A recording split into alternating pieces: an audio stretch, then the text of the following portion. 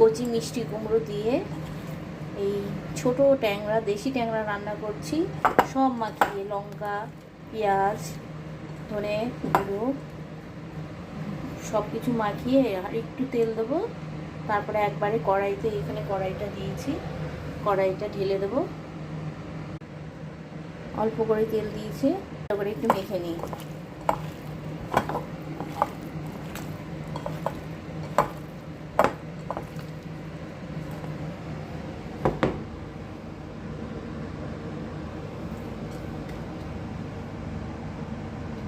একটু জল দেব, একটু জল দিয়ে হাতটা ধুয়ে নেব।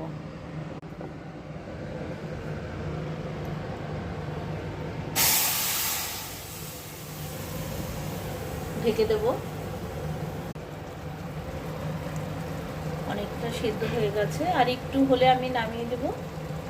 জিরে বাটা দিয়ে ভাপে ভাপে আস্তে আস্তেই আমি করব।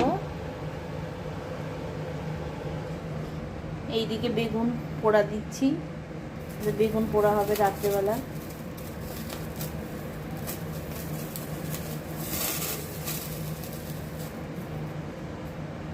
এইভাবে আমি কেটে নিয়েছি বেগুনটাকে, অনেকটা লম্বা, আস্তে আস্তে করবো।